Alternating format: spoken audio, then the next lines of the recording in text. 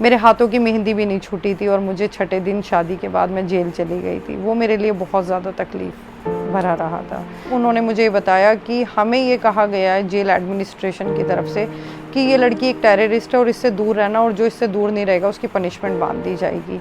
ये bail order का पता लगा कि मुझे बेल मिल गई है, तो वहाँ मुझे यकीन हुआ कि कानून अंधा हो सकता है लेकिन इंसाफ कभी अंधा नहीं होता।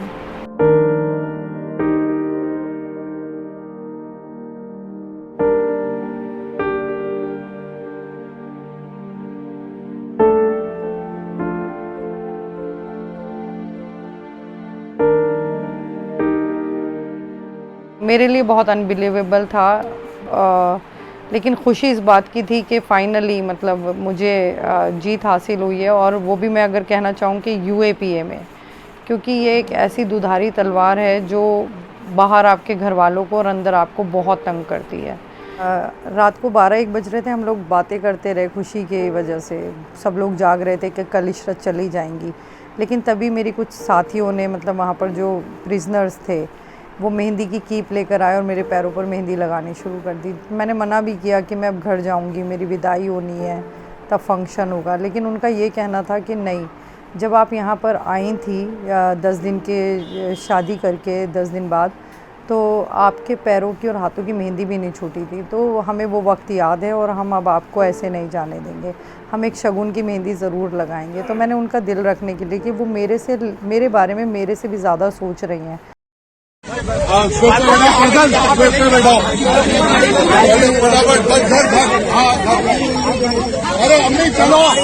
अभी तक भी मेरी फूड हैबिट्स, मुझे टाइम लग रहा है। अभी मैं लिक्विड डाइट पर ही चल रही हूँ, जबकि 1 हफ़्ता हो चुका है। मैं वहाँ अक्सर बस दूध पिया करती थी, कुछ नहीं मैं ज़्यादा खाती थी। तबीयत थोड़ी ठीक नहीं रहती थी, लेकिन अगर मैं बात करूँ, मुझे बहुत खुशी हुई कि मेरे परिवार के साथ साथ वहाँ जाने कितने ढेरों लोग, जब मैं गेट से बाहर निकल के आई मंडोली जेल से, तो मेरे वेलकम के लिए वहाँ पर पता नहीं कितने लोग आए हुए थे, जिनमें से मैं कितनों को जानती भी नहीं थी। वो लोग फूल माला लिए मेरे लिए खड़े थे। मेरे लिए बहुत अच्छा, मतलब वो मेरी एक तरीके से सच्ची जीत थी। जब मैं घर पर पहुँची तो मेरे घर पर पटाखे और ढोल लेकर लोग खड़े हुए थे, और वो सिर्फ एक किसी पर्टिकुलर कम्युनिटी से नहीं थे, बल्कि इंक्लूसिव मुझे वहाँ पर माहौल देखने के लिए मिला। हमने कभी सोचा ही नहीं कि सोफ़े की भी क्या अहमियत होती है, लेकिन जब मैं सोफ़े पे आके बैठी तो मेरे आंखों में आंसू थे, क्योंकि 25 महीने मैंने 5.25 फीट की सिर्फ दरी पे बिताए हैं। आप तसव्वुर भी नहीं कर सकती कि वहाँ के खाने में और यहाँ के खाने में, वहाँ की चाय में और यहाँ की चाय में।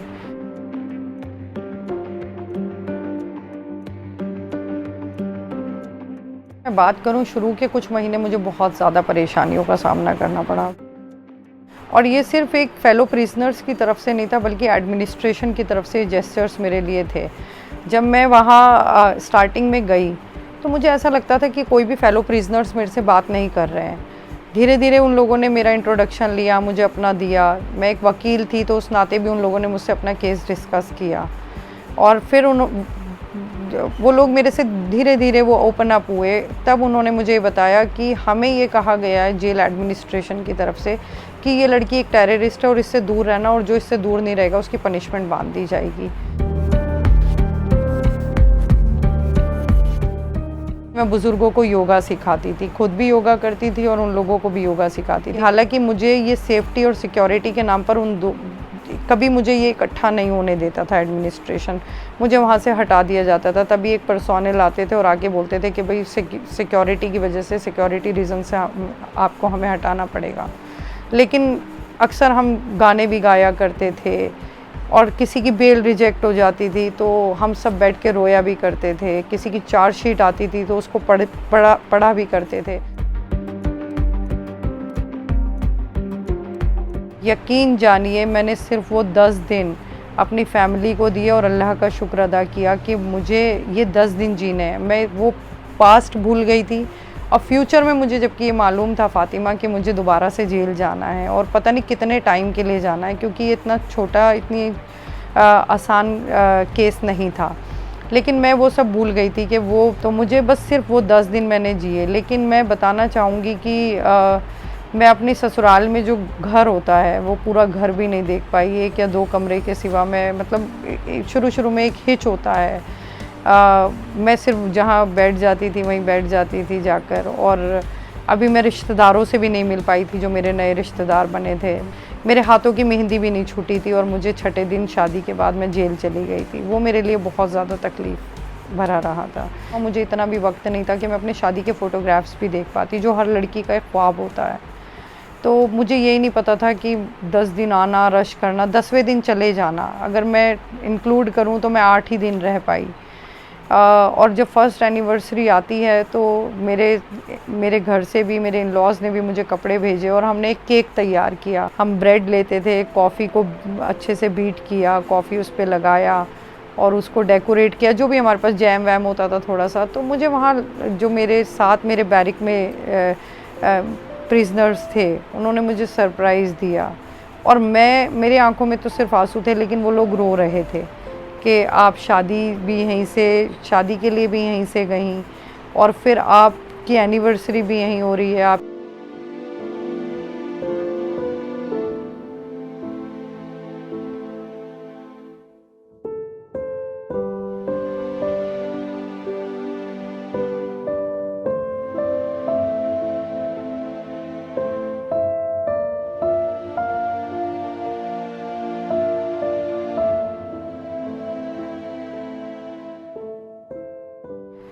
देखिए, ये तो डिनाई नहीं किया जा सकता कि मेरा मास बेस है। मैं यहाँ से 2012 में इलेक्शन जीती थी कुरेजी से, तो लोग मुझे पसंद करते थे क्योंकि मैंने लोगों का यहाँ पर बहुत काम किया, बहुत खिदमत की। इस बात से मैं बिल्कुल भी डिनाई नहीं करती, लेकिन ये एक एलिगेशन नहीं होना चाहिए, मुझे तो ये लगता है। और ये कोर्ट में भी मेरे वकील ने दलील दी कि इसे तो हमें पॉजिटिव साइड में लेना चाहिए कि एक इंसान है जो इतना काम किया और आज उसकी फॉलोवरशिप है।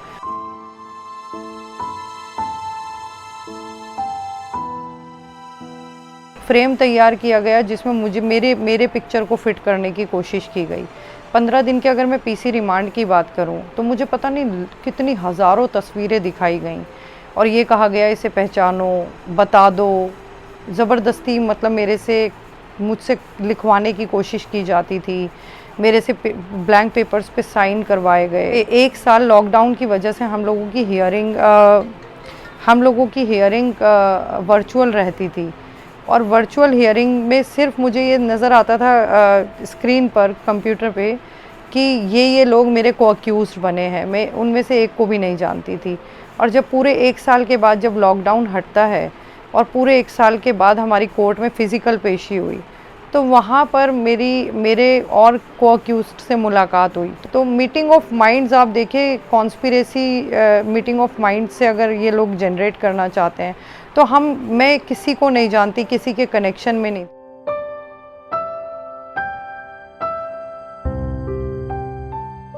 जो प्रोटेस्ट था, मैं बिल्कुल कहना चाहूँगी कि पॉलिटिक्स से इसका कोई लेना देना नहीं था। भले मेरी पॉलिटिकल एफिलिएशन है, मैं इलेक्टेड मेंबर रह चुकी हूँ, लेकिन मेरा कोई पॉलिटिकल मकसद वहाँ पर नहीं था। ये एक अलग ही कॉज था, ये कॉन्स्टिट्यूशन को बचाने की लड़ाई थी और वहाँ पर प्रोटेस्ट होता था। मैं भी वहाँ पर जाती थी, मैंने इसको भी एडमिट किया कि ऐसा नहीं है कि मैं वहाँ नहीं गई, मैं वहाँ जाती थी। मैं वहाँ अक्सर जाया करती थी, वहाँ की जितनी औरतें बैठी हुई थी धरने पर सबसे मिलती थी। हम लोग अपनी बात रखते थे, लोगों की बातें सुनते थे, लेकिन प्रोसिक्यूशन ने कहीं भी ये प्रूव नहीं कर पाए। इनफैक्ट मेरे डिफेंस लॉयर ने एक वीडियो चलाया जिसमें मैं खुला बोल रही हूँ कि चक्का जाम अगर होगा तो मैं इस प्रोटेस्ट में नहीं आऊँगी।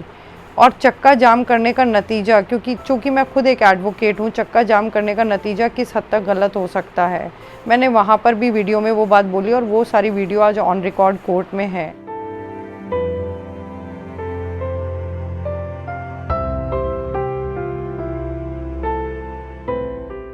कुरेजी जहाँ पर प्रोटेस्ट होते हैं फातिमा, वहाँ दंगे ही नहीं हुए। और नॉर्थ ईस्ट में जहाँ जिस बेल्ट पर ये दंगे होते हैं, कुरेजी प्रोटेस्ट वहाँ से कम 12 से 15 किलोमीटर दूर है। मेरी पौने 2 महीने की पूरा जितना प्रोटेस्ट ये चलते हैं, जितने ड्यूरेशन रही, एक बार भी ये लोग मेरी लोकेशन नहीं दे पाए।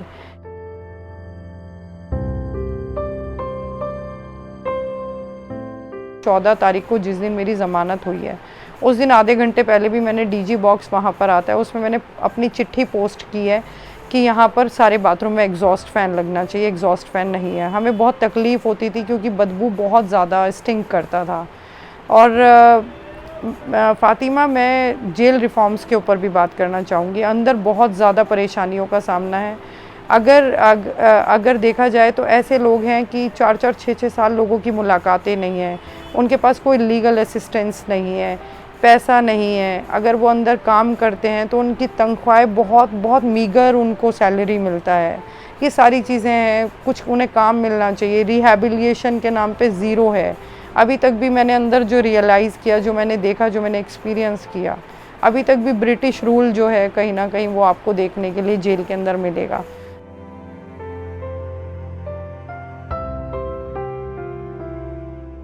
शादी को 2 साल होने वाले हैं और हमने 2 दिन भी ठीक से साथ में नहीं बिताए। कि मेरे इन लॉज़ ने मेरा बहुत साथ दिया। यूएपीए मेरे ऊपर लग चुकी थी, उसके बाद भी उन लोगों ने शादी के लिए हामी भरी।